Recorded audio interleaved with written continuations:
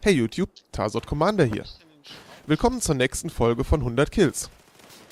100 Kills ist eine Serie, bei der ich in jeder Folge eine Primärwaffe auswähle und dann erkläre, was man in der Anfangszeit sozusagen mit dieser anfangen kann. Also welche Attachments nützlich sind, für welche Situationen die Waffe besonders geeignet ist und so weiter. In der heutigen Folge geht es um die Standardwaffe des Pioniers, nämlich die Beretta MX4-Maschinenpistole.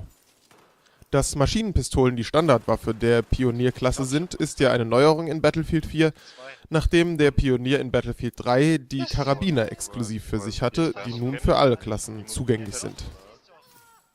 Ich gebe zu, ich bin nicht wirklich begeistert von dieser Neuerung, denn der Pionier hat seine Stärke einfach auf Karten, wo es viele Fahrzeuge gibt, und das sind tendenziell eher weitläufige Karten, wo auch die Infanteriegefechte vorwiegend über größere Entfernungen stattfinden. Höchstens, wenn man mal zwischendurch in so Lagerhallen ist oder so, wird es eng.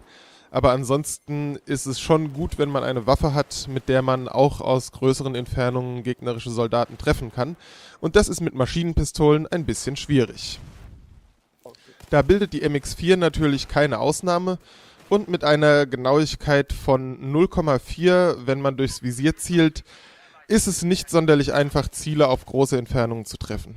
Ihr werdet im Hintergrund sehen, dass es schon möglich ist und dass es sich auch durchaus lohnt, auf ein stationäres Ziel zu schießen.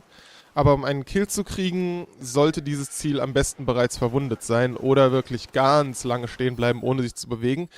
Denn der Schaden der MX4 beträgt ab einer Entfernung von 55 Metern lediglich noch 12,1. Auf kurze Entfernung macht die MX4, so wie die meisten anderen Waffen auch, einen Schaden von 25.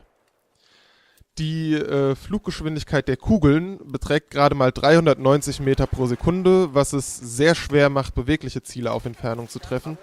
Und wie gesagt, die Kugeln fliegen bei einer Genauigkeit von 0,4 ohnehin nur grob in die Richtung, in die man guckt, so dass es wirklich eine Waffe für den Nahkampf ist.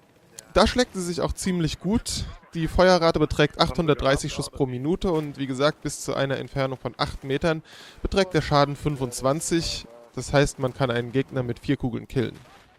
Bei einer Feuerrate von 830 Schuss pro Minute nicht so ein wahnsinnig großes Problem, zumal wenn man es schafft, noch den einen oder anderen Kopftreffer einzubauen. Als kompakte Maschinenpistole schießt die MX4 auch ziemlich genau aus der Hüfte, gar nicht so viel schlechter, als wenn man übers Visier zielt. Das ist natürlich auch sehr vorteilhaft für den Nahkampf, allerdings bringt auch in dieser Disziplin die MX4 einen Nachteil mit, und das ist ihre Nachladezeit. Die beträgt nämlich, wenn man noch eine Kugel im Lauf hat, 2,5 Sekunden, was schon relativ lang ist angesichts der Tatsache, dass die Waffe einen Pistolengriff hat, in den die Magazine geladen werden. Und wenn man das ganze Magazin leer geschossen hat, sind es 3,4 Sekunden. Und das ist wirklich lang, wenn die Gegner direkt vor einem um die Ecke stehen. Kommen wir nun zum Zubehör. Die MX4 ist ja auch eine Startwaffe und dementsprechend gibt es am Anfang schon einige Sachen, die man nicht erst freischalten muss. Im Falle der MX4 sind das Reflex-Rotpunktvisier, der Laserpointer und der Ergo-Grip. Erneut eine sehr gute Kombination für diese Waffe, mit der sie von Anfang an ziemlich brauchbar ist. Die weiteren Attachments, die man im Laufe der ersten 100 Kills freischaltet, sind der Compensator, das M145 3,4-fach Visier, das Flashlight, der Angled Grip, der Mündungsfeuerdämpfer, das Holovisier, der Stubby Grip, der Schalldämpfer, das ACOG 4-fach Visier und die abgekippte offene Visierung. Die typische Frage ist nun natürlich, welche dieser Attachments sind überhaupt nützlich? Welche kann man gebrauchen? Und da sage ich direkt, das ist eine Maschinenpistole, es ist eine Waffe für kurze Entfernungen. Kein Attachment bietet genug Boni, um diese Waffe zu einer guten Waffe für Entfernungen von mehr als vielleicht 30 Metern zu machen.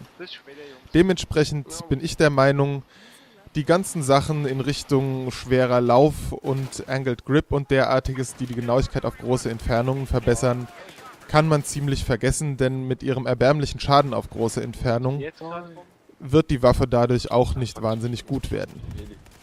Konzentrieren wir uns also voll auf die Nahkampf-Attachments sozusagen, also in erster Linie Sachen, die das Hipfire verbessern. Zunächst aber zu den Visieren. da ist meiner Meinung nach alles andere, was mehr Zoom als einfach hat, für diese Waffe nicht das Richtige. Weil sie, wie schon mehrfach angesprochen, einfach nur auf kurze Entfernungen wirklich gut ist. Also Reflex- oder Holovisier drauf oder, wenn man es mag, ein Nachtsichtvisier und weiter zum Zubehörslot.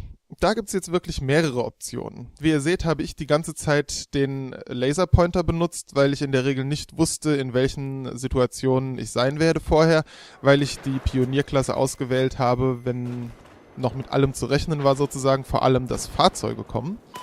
Aber wenn man vorhat, sich in Lagerhallen oder Gängen wie unten in Savot 311 oder den Lagerhallen in Langkangdam oder wo auch immer aufzuhalten, dann ist natürlich auch ein Flashlight oder vielleicht sogar noch besser ein Taglight ein gutes Attachment, mit dem man in diesen dunklen Gängen die Gegner blenden kann und dadurch noch einen weiteren Vorteil im Kampf auf kurze Entfernungen erhält. Weiter zu den Laufzubehörteilen. Und da kommen wir jetzt zu was ich sonst nicht empfohlen habe, nämlich dem Compensator. Man kriegt ihn schon für 10 Kills und ich finde, mit dieser Waffe funktioniert er hervorragend. Die Rückstoßdaten sind nach oben 0,36, nach links 0,5 und nach rechts 0,2. Das heißt, die Waffe wird ziemlich stark nach links und etwas nach oben ziehen. Und in dem Zusammenhang fand ich, der Compensator hat einfach sehr gut funktioniert. Er gleicht den starken Zug zur Seite aus, den Zug nach oben kann man auch so ganz gut kontrollieren und damit ist zumindest auf kurze Entfernung die Waffe meiner Meinung nach sehr gut zu handeln. Eine andere Option für diesen Slot ist natürlich, wenn man weiß, dass man eher in engen Gebieten unterwegs sein wird, ein Schalldämpfer, der verhindert, dass man auf der Minimap auftaucht. Das Unterlaufzubehör ist demgegenüber wieder eine ziemliche Selbstverständlichkeit. Da hat man standardmäßig den Ergo Grip montiert, der das Hipfire verbessert und es damit bei dieser Waffe wirklich auf ein extrem gutes Niveau bringt. Und alle anderen Sachen sind meiner Ansicht nach Unsinn, da sie die Genauigkeit auf Entfernung verbessern sollen und das einfach ein Aspekt ist, in dem diese Waffe nicht gut ist und auch durch so kleine Attachment-Verbesserungen wird sie eben nicht gut. Aber wie gesagt, die MX4 ist eine sehr gute Waffe für Nahkampfsituationen und mit den genannten Attachments wird sie in diesem Aspekt noch verbessert und ja, man hat dann eben eine hervorragende Waffe für Kämpfe auf kurzen Entfernungen bis 20 oder 30 Metern. Ich habe nochmal einen kurzen Vergleich vorgenommen und hatte den Eindruck, dass sich unter den Maschinenpistolen die MX4 eigentlich ganz anständig schlägt. Sie ist nirgends herausragend, aber auch nirgends besonders schlecht. Damit ist es eine ordentliche Waffe. Wie gesagt, wenn man auf kurze Entfernungen kämpft, ist sie wirklich gut. Dafür relativ unbrauchbar auf lange Entfernungen. Ich nehme mal an, dass DICE es absichtlich so gebalanced hat, da die Pionierklasse in Battlefield 3 eben sehr stark gegen Infanterie und sehr stark gegen Fahrzeuge war und sie versucht haben, das etwas auszugleichen, indem sie jetzt auf große Entfernungen nicht mehr so gut gegen Infanterie sind. Da aber die Karabiner und die Designated Marksman Rifles allen Klassen zur Verfügung stehen, der Pionier sie also auch benutzen kann, denke ich, die Maschinenpistolen rutschen ein wenig ab zu einer Waffenklasse, die nur sehr wenig genutzt wird. In den Situationen, wo ich Pionier spiele, habe ich es eigentlich immer vorgezogen, einen Karabiner zu benutzen. Und ich kann euch schon versprechen, bevor die nächste Maschinenpistole in eine 100-Kills-Folge kommt, kommen auf jeden Fall der ACWR, die AK-5C und das SG 553. Weitere 100-Kills-Folgen, die ich jetzt schon ankündigen kann, sind AEK 971, M416 und Typ 88 LMG. Die Stats hatte ich wieder von simthic.com und ich hoffe, die Informationen in diesem Video waren für euch nützlich. Wenn dem so war, denkt dran, den Gefällt mir-Button zu klicken und wenn ihr Interesse an weiteren Videos habt, klickt abonnieren. Bis zum nächsten Mal. Ja,